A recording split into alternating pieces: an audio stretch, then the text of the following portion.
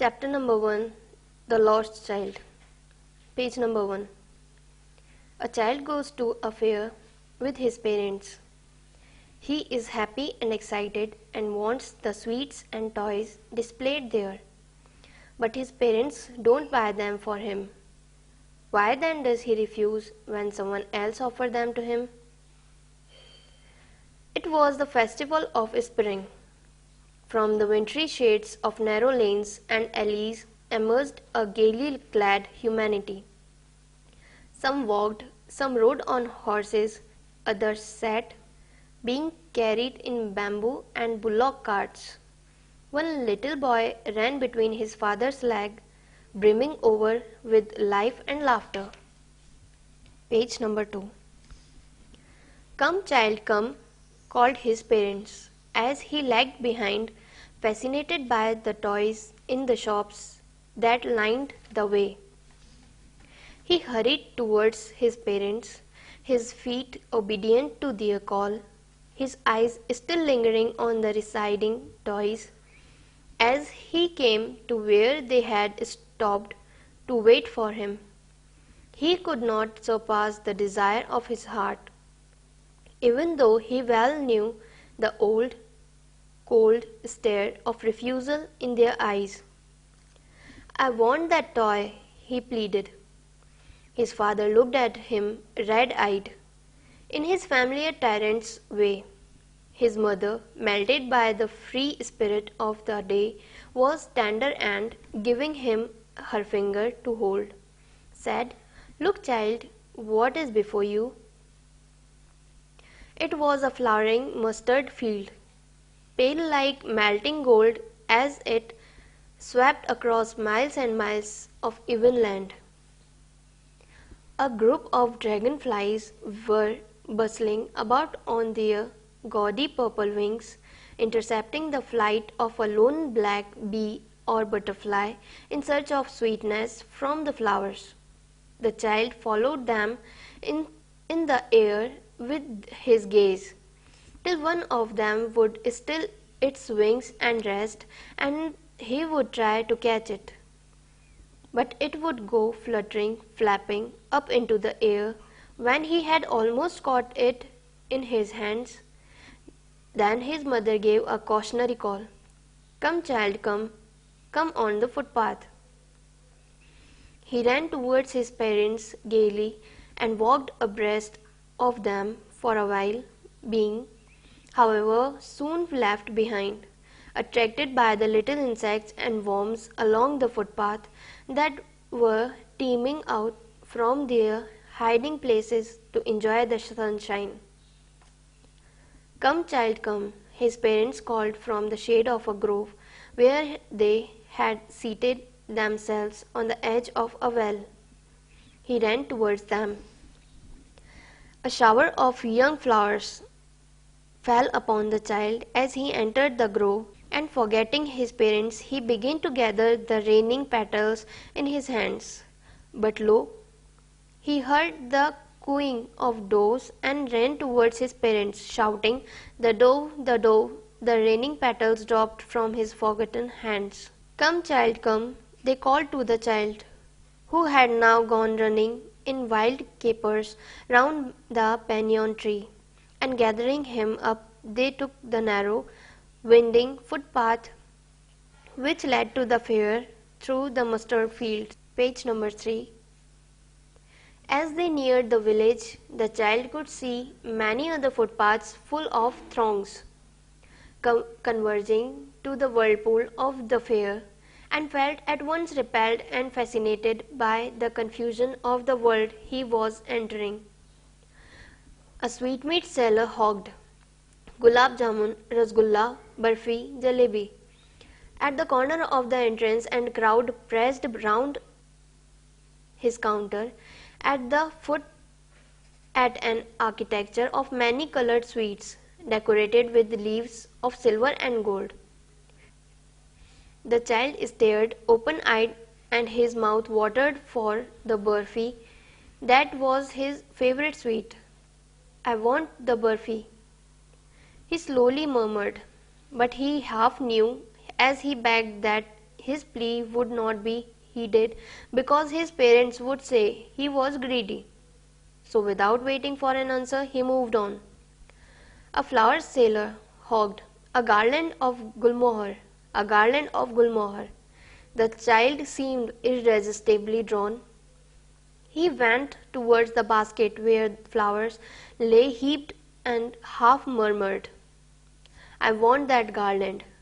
But he well knew his parents would refuse to buy him those flowers because they would say that they were cheap. So without waiting for an answer, he moved on. A man stood holding a pole with yellow, red, green and purple balloons flying from it. The child was simply carried away by the rainbow glory of their silken colors, and he was filled with an overwhelming desire to possess them all. But he well knew his parents would never buy him the balloons because they would say he was too old to play with such toys. So he walked on further. A snake charmer who stood playing a flute to a snake which coiled itself in a basket, its head raised in a graceful bend like the neck of a swan, while the music stole into its invisible ears like the gentle rippling on an invisible waterfall. The child went towards the snake charmer, but knowing his parents had forbidden him to hear such coarse music as the snake charmer played, he proceeded further. There was a roundabout in full swing. Man, woman and children carried away in a whirling motion, shrieked and cried with dizzy laughter. The child watched them intently, and then he made a bold request. "I want to go on the roundabout, please, father, mother." Page number 4. There was no reply. He turned to look at his parents. They were not there, ahead of him.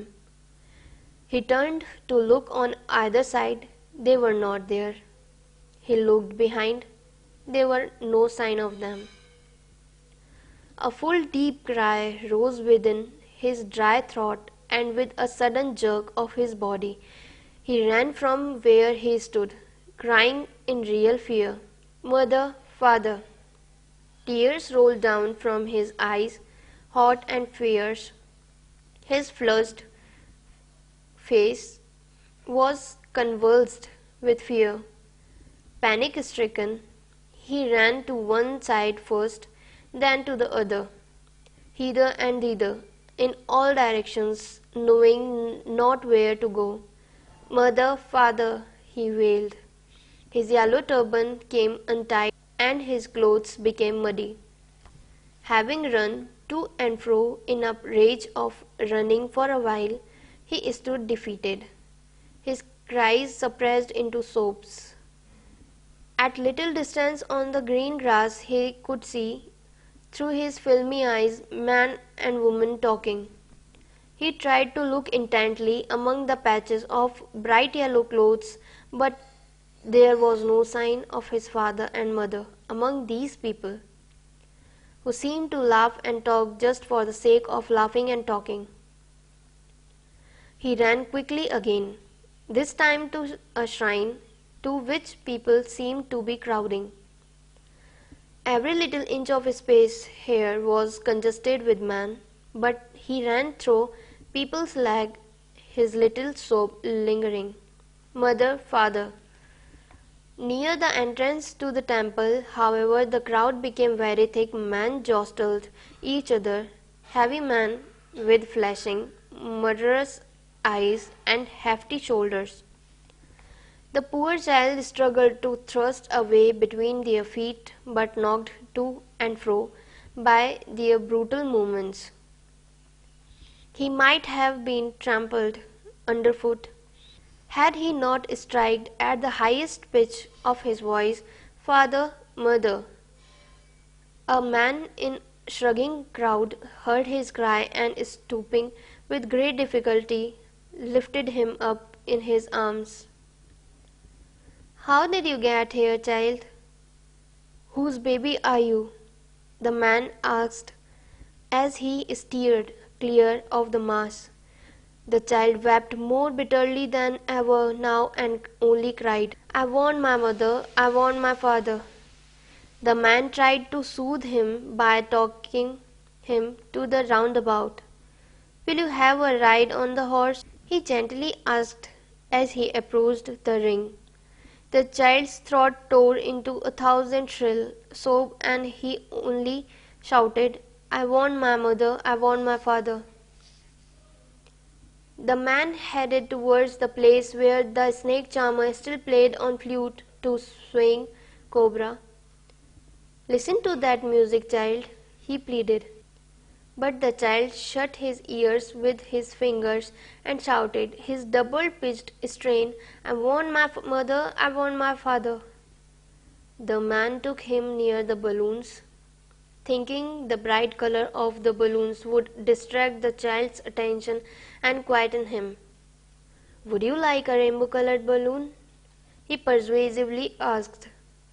The child turned his eyes from the flying balloons and just sobbed. I want my mother, I want my father.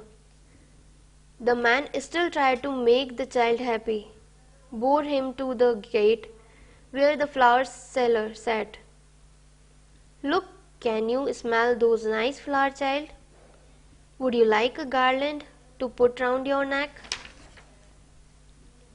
Page number 6. The child turned his nose away from the basket and reiterated his sob, I want my mother, I want my father. Thinking to humor his disconsolate charge by a gift of sweets, the man took him to the counter of sweet shop. What sweets would you like, child? He asked. The child turned his face from the sweet shop and only sobbed, I want my mother, I want my father. Chapter number 2. The Adventures of Toto. Page number 7. Have you ever had a baby monkey as a pet? Toto is a baby monkey. Let's find out whether he is mischievous or docile. Grandfather bought Toto from a Tonga driver for the sum of 5 rupees. The Tonga driver used to keep the little red monkey tied to a feeding trough, and the monkey looked so out of place there that grandfather decided he would add the little fellow to his private zoo. Toto was a pretty monkey. His bright eyes sparkled with mischief beneath deep-set eyebrows, and his teeth, which were a pearly white, were very often displayed in a smile that frightened the life out of elderly Anglo-Indian ladies. But his hands looked dried up as though they had been pickled in the sun for many years.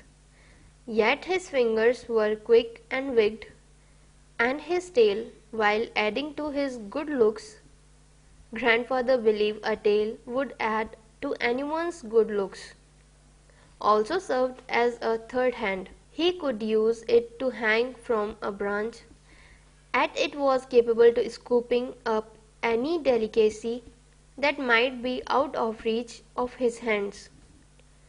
Grandmother always fussed when grandfather brought home some new birds or animals, so it was decided that Toto's presence should be kept a secret from her until she was in a particularly good mood. Grandfather and I put him away in a little closet opening into a bedroom wall where he was tied securely, or so we thought, to a peg fastened into the wall. A few hours later, when grandfather and I came back to release Toto, we found that the walls, which had been covered with some ornamental paper chosen by grandfather, now stood out as naked brick and plaster. The peg in the wall had been wrenched from its socket, and my school blazer, which had been hanging there, was in shreds. I wondered what grandmother would say. But grandfather didn't worry. He seemed pleased with Toto's performance. He's clever as grandfather. Given time, I'm sure he could have tied the torn pieces of your blazer into a rope and made his escape from the window. His presence in the house is still a secret. Toto was now transferred to a big cage in the servants' quarters, where a number of grandfather's pets lived very sociably together. A tortoise, a pair of rabbits, a tame squirrel, and for a while my pet goat. But the monkey wouldn't allow any of his companions to sleep at night. So grandfather, who had to leave Dehradun next day to collect his pension in Saharanpur, decided to take him along. Unfortunately, I could not accompany grandfather on the trip, but he told me about it afterwards. A big black canvas kit bag was provided for Toto. This, with some straw at the bottom, became his new abode. When the bag was closed, there was no escape. Toto could not get his hands through the opening, and the canvas was too strong for him to bite his way through. His efforts to get out only had the effect on making the bag roll about on the floor and occasionally jump into the air, an exhibition that attracted a curious crowd of onlookers on the Dehradun railway platform. Toto remained in the bag as far as Saharanpur, but while grandfather was producing his ticket at the railway turnstile, Toto suddenly poked his head out of the bag and gave the tickets collector a wide grin. The poor man was taken aback, but with great presence of mind and much to grandfather's annoyance, he said, "Sir, you have a dog with you. You will have to pay for it accordingly." In vain did grandfather take Toto out of the bag. In vain did he try to prove that a monkey did not qualify as a dog, or even as a quadruped. Toto was classified a dog by the ticket collector, and 3 rupees was the sum headed over his fare.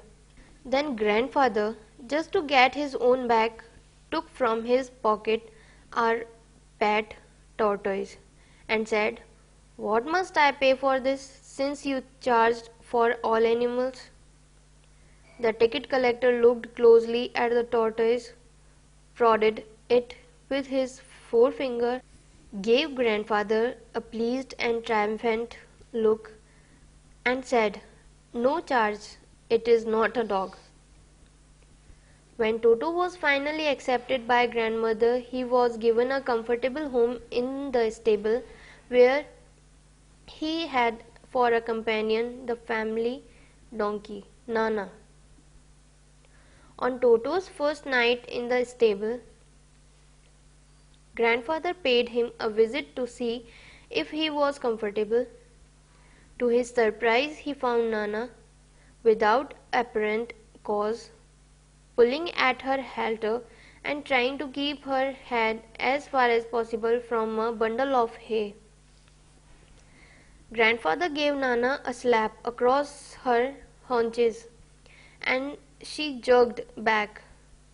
Dragging Toto with her, he had fastened on to her long ears with his sharp little teeth.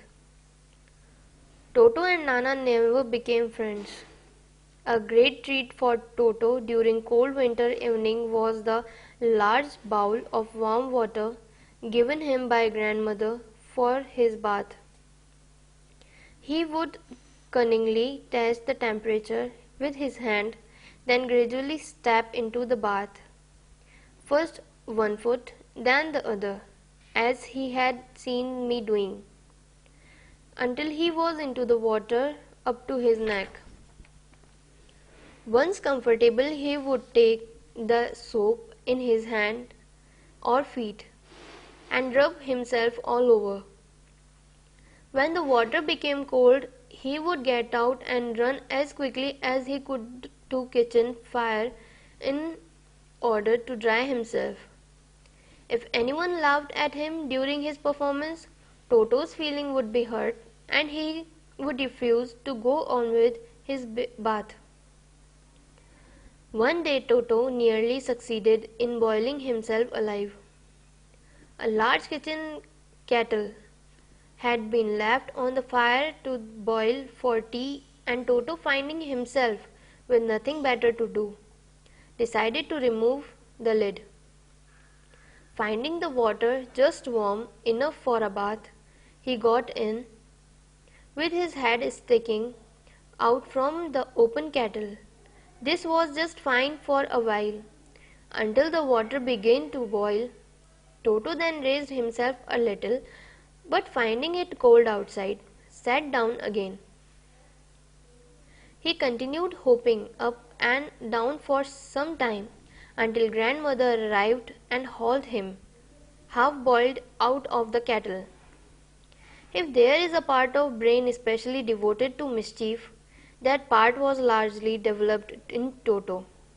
He was always tearing things to pieces.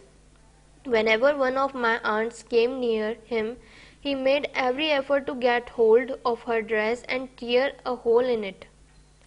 One day, at lunchtime, a large dish of pulao stood in the center of the dining table. We entered the room to find Toto stuffing himself with rice. My grandmother screamed, and Toto threw a plate at her. One of my aunts rushed forward and received a glass of water in the face. When grandfather arrived, Toto picked up the dish of pulao and made his exit through a window.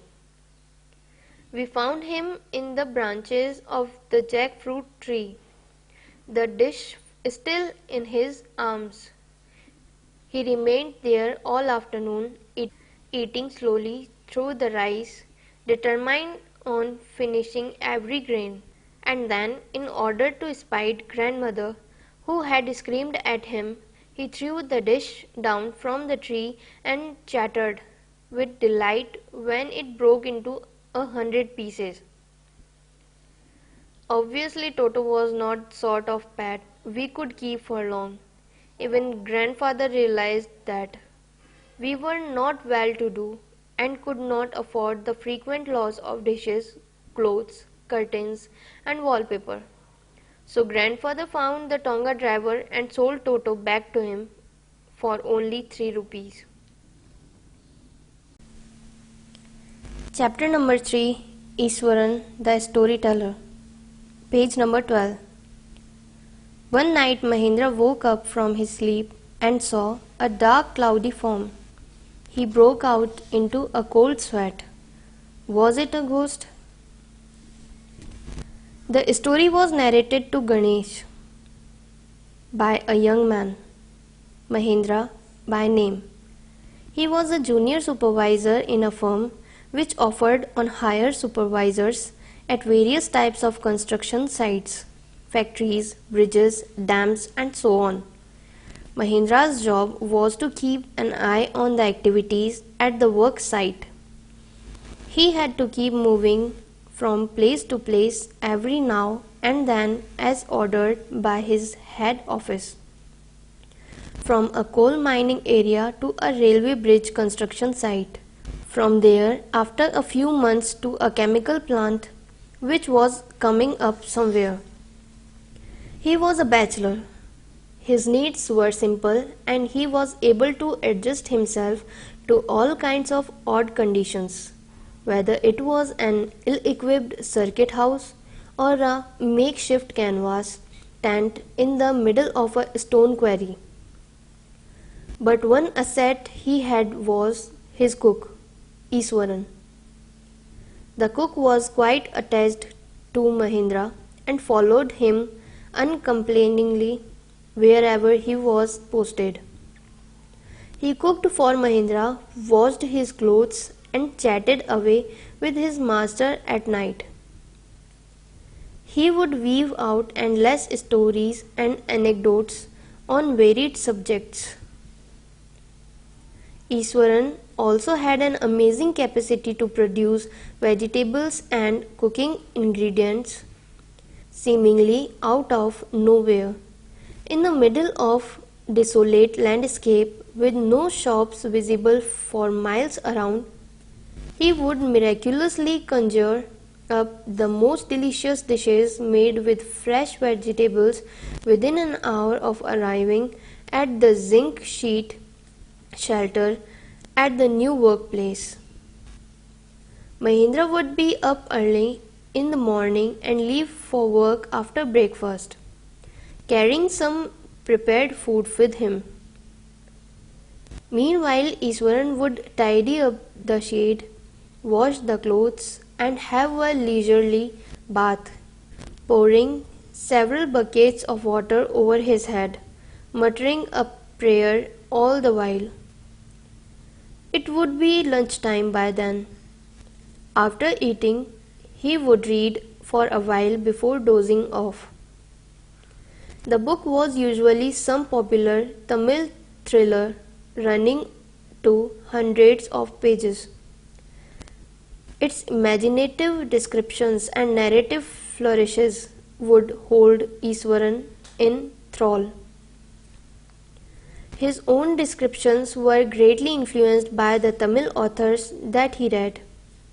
When he was narrating even the smallest of incidents, he would try to work in suspense and a surprise ending into the account.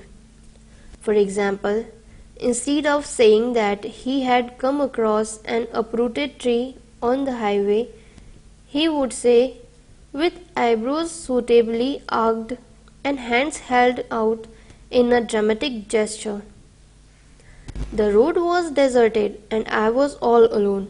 Suddenly I spotted something that looked like an enormous bushy beast lying sprawled across the road. I was half inclined to turn and go back, but as I came closer, I saw that it was a fallen tree with its dry branches spread out."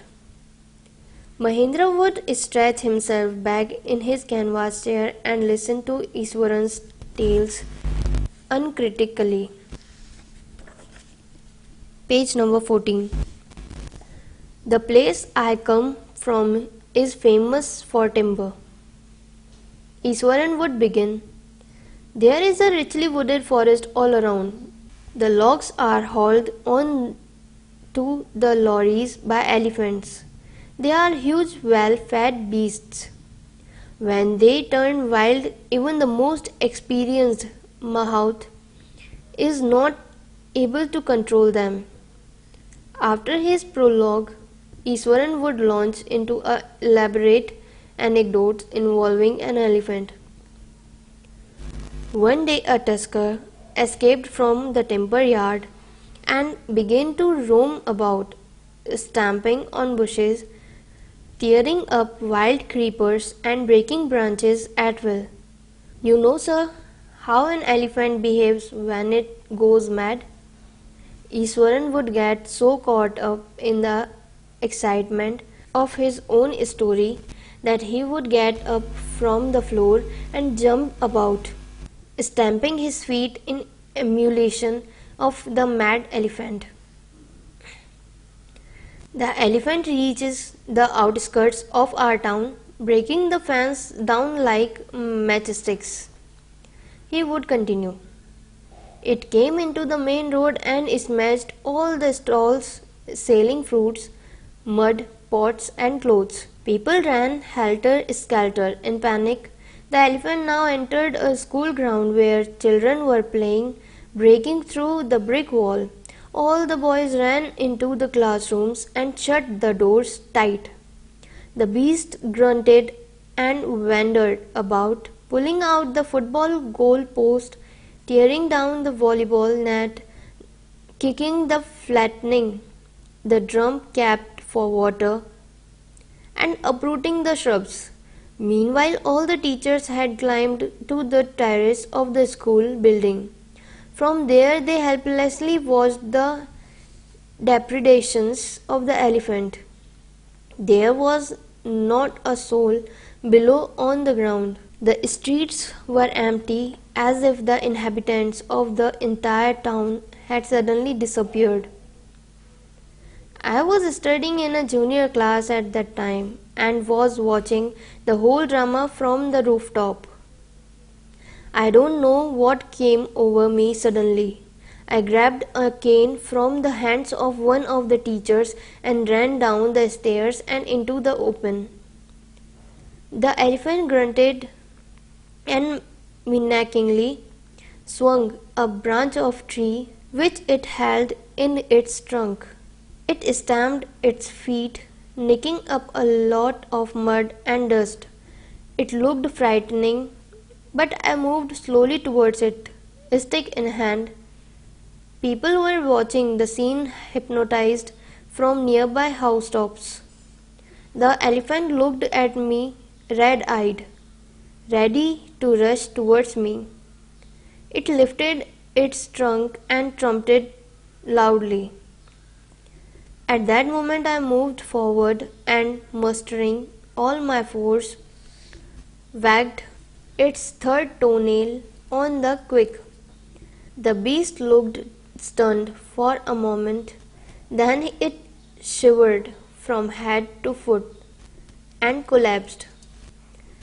At this point Iswaran would leave the story unfinished and get up mumbling, "I will be back after lighting the gas and warming up the dinner."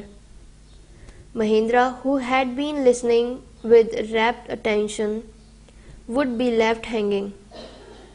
When he returned, Iswaran would not pick up the thread of the story right away. Mahendra would have to remind him that the conclusion was pending. Well, a veterinary doctor was summoned to revive the animal. Iswaran would shrug casually.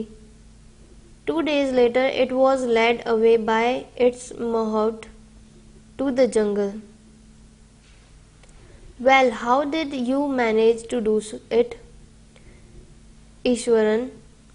How did you bring down the beast?" "It was something to do with a Japanese art, I think, sir.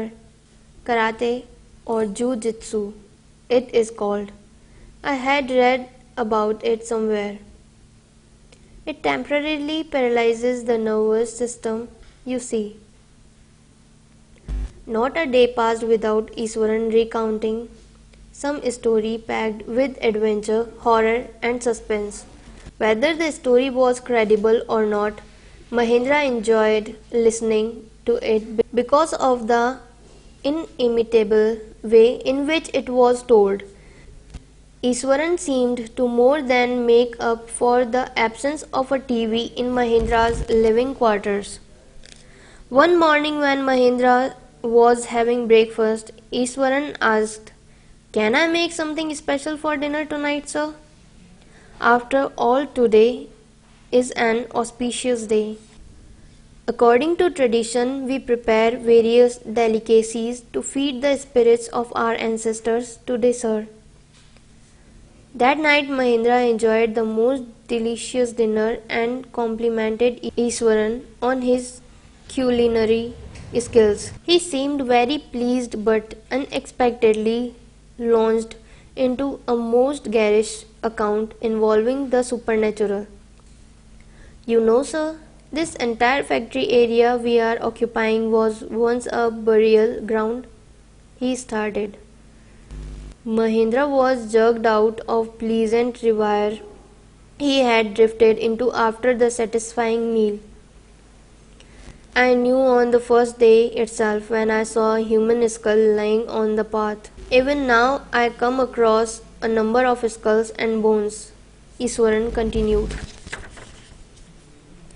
Page number 16.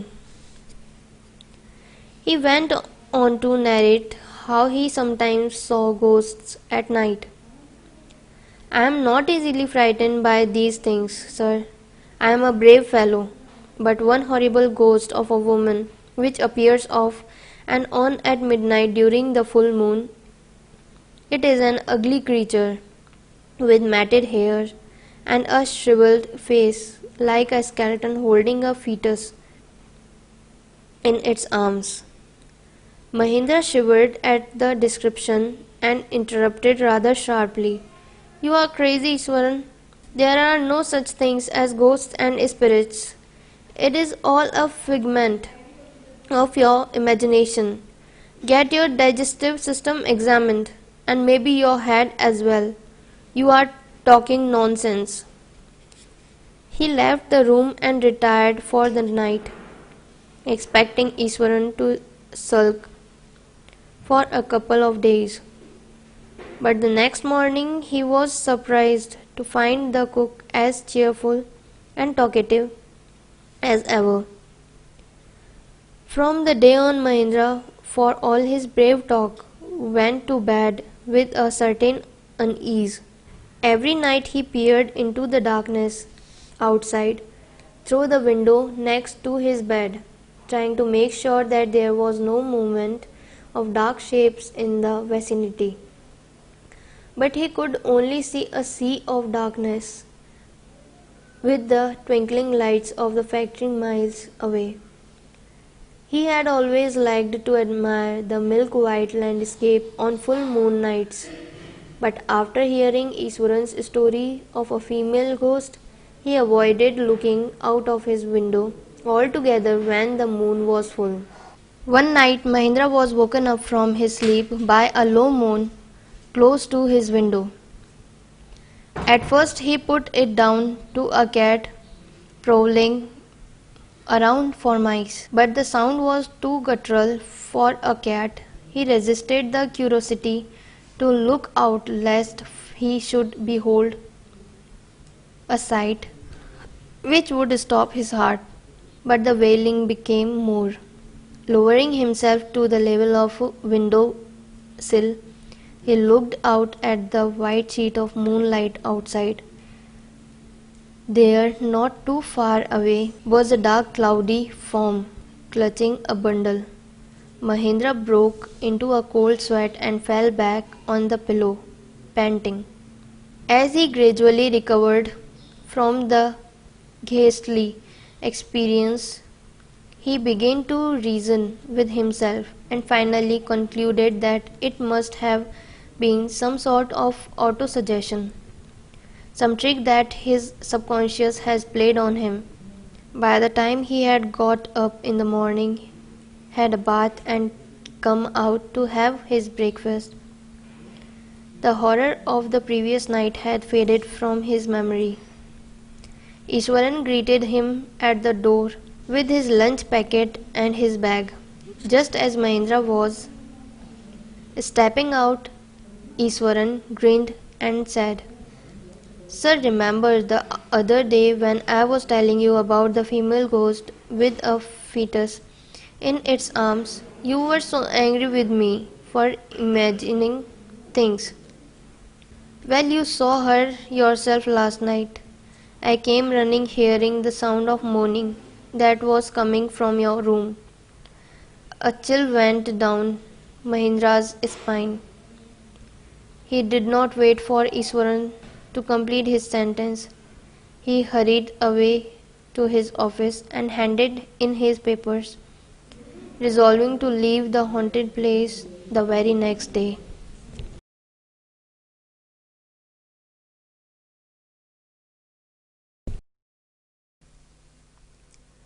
Chapter number 4, In the Kingdom of Fools. Page number 19.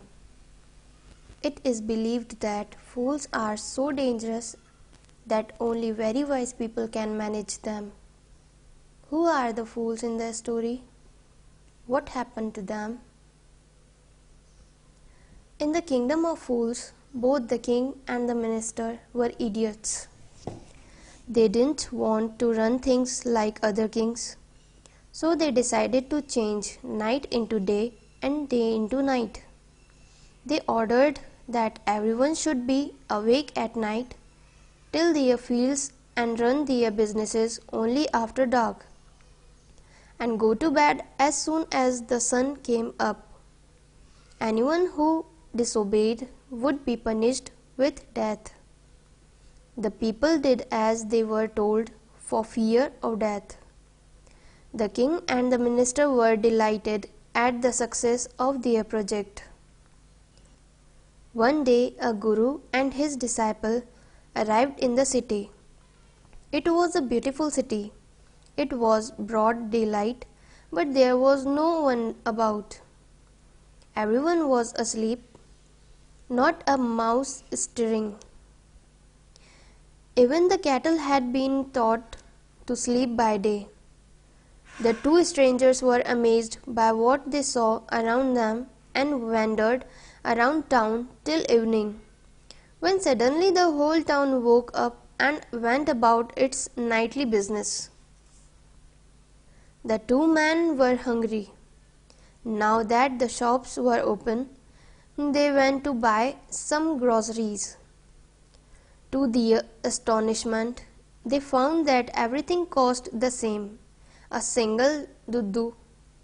Whether they bought a measure of rice or a bunch of bananas, it cost a duddu. The Guru and his disciple were delighted. They had never heard of anything like this. This could buy all the food they wanted for a rupee. When they had cooked and eaten, the Guru realized that this was a kingdom of fools and it wouldn't be a good idea for them to stay there. "This is no place for us. Let's go," he said to his disciple. But the disciple didn't want to leave the place. Everything was cheap here. All he wanted was good, cheap food. The Guru said, page number 20, "They are all fools. This won't last very long, and you can't tell what they will do to you next." But the disciple wouldn't listen to the Guru's wisdom. He wanted to stay. The Guru finally gave up and said, "Do what you want. I am going," and left. The disciple stayed on, ate his fill every day, bananas and ghee and rice and wheat, and grew fat like a street side sacred bull. One bright day, a thief broke into a rich merchant's house. He had made a hole in the wall and sneaked in. And as he was carrying out his loot, the wall of the old house collapsed on his head and killed him on the spot. His brother ran to the king and complained, "Your Highness, when my brother was pursuing his ancient trade, a wall fell on him and killed him. This merchant is to blame. He should have built a good, strong wall. You must punish the wrongdoer and compensate the family for this injustice." The king said, "Justice will be done, don't worry," and at once summoned the owner of the house. When the merchant arrived, the king questioned him, "What's your name?" "Such and such, your Highness." "Were you at home when the dead man burgled your house?" "Yes, my lord. He broke in and the wall was weak. It fell on him." The accused pleads guilty. "Your wall killed this man's brother. You have murdered a man. We have to punish you." "Lord," said the helpless merchant, "I didn't put up the wall. It's really the fault of the man who built the wall. He didn't build it right. You should punish them." "Who is that?" "My lord, this wall was built in my father's time. I know the man. He's an old man now. He lives nearby." The king sent out messengers to bring in the bricklayer, who had built the wall. They brought him, tied hand and foot. "You there, did you build this man's wall in his father's time?" "Yes, my lord, I did." "What kind of wall is this that you built?" "It has fallen on a poor man and killed him. You have murdered him. We have to punish you by death." Before the king could order the execution, the poor bricklayer pleaded, "Please listen to me before you give your orders. It's true, I built this wall and it was no good, but that was because my mind was not on it. I remember very well a dancing girl who was going up and down that street all day with her anklets jingling, and I couldn't keep my eyes or my mind on the wall I was building. You must get that dancing girl. I know where she lives." "You are right. The case deepens. We must look into it. It is not easy to judge such complicated cases. Let's get the dancer, wherever she is." The dancing girl, now an old woman, came trembling to the court. "Did you walk up and down that street many years ago while this poor man was building a wall? Did you see him?"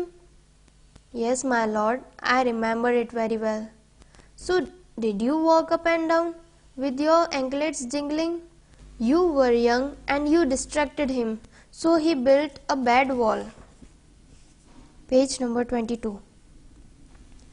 "It was fallen on a poor burglar and killed him. You have killed an innocent man. You will have to be punished."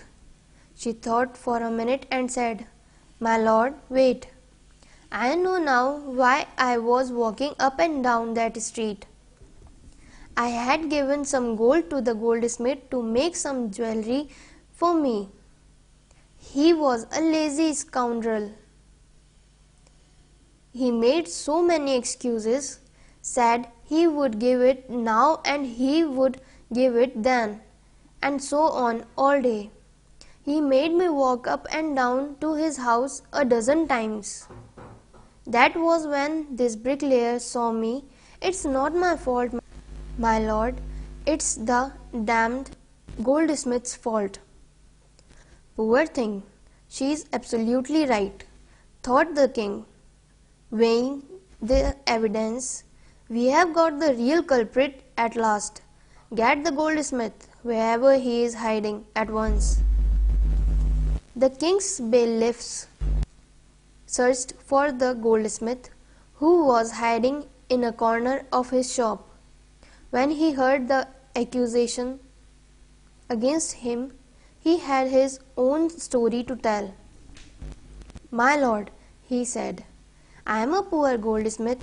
It's true, I made this dancer come many times to my door. I gave her excuses because I couldn't finish making her jewelry before I finished the rich merchant's orders. They had a wedding coming and they wouldn't wait. You know how impatient rich men are." "Who is this rich merchant who kept you from finishing this poor woman's jewelry, made her walk up and down, which distracted this bricklayer, which made a mess of his wall, which has now fallen on an innocent man and killed him? Can you name him?" The goldsmith named the merchant, and he was none other than the original owner of the house whose wall had fallen. Now justice had come full circle, thought the king. Back to the merchant. When he was rudely summoned back to the court, he arrived crying, "It wasn't me, but my father who ordered the jewelry. He is dead. I am innocent." But the king consulted his minister and ruled decisively, "It's true. Your father is the true murderer. He is dead, but somebody must be punished in his place. You have inherited everything from that criminal father of yours. his riches as well as his sins. I knew at once, even when I first set eyes on you, that you were at the root of his horrible crime. You must die." And he ordered a new stake to be made ready for the execution.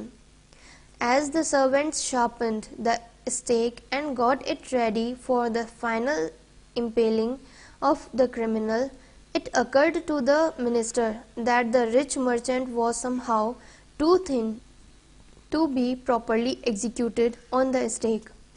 He appealed to the king's common sense. The king too worried about it. "What shall we do?"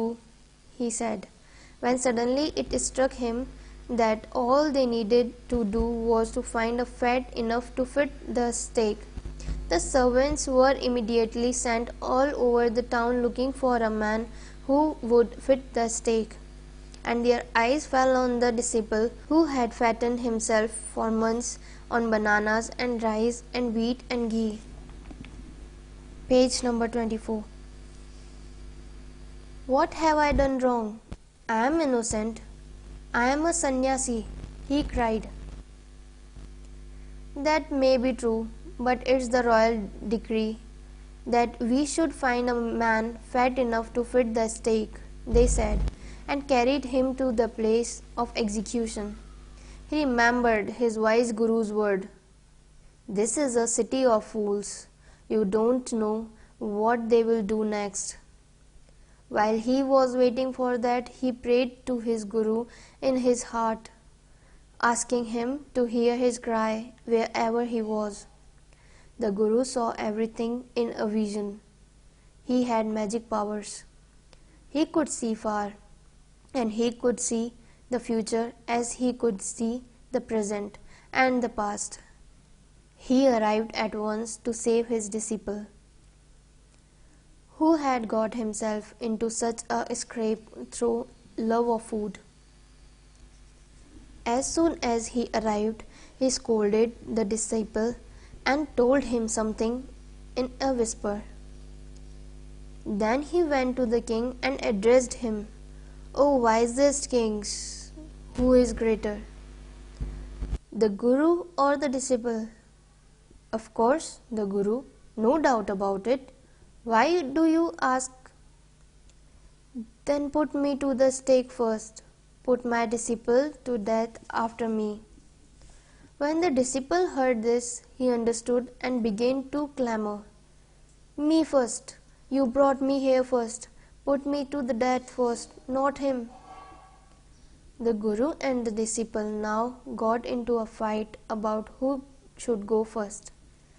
The king was puzzled by this behavior. He asked the guru, "Why do you want to die?" "We chose him because we needed a fat man for the stake." "You shouldn't ask me such questions." "Put me to the death first," replied the guru. "Why?"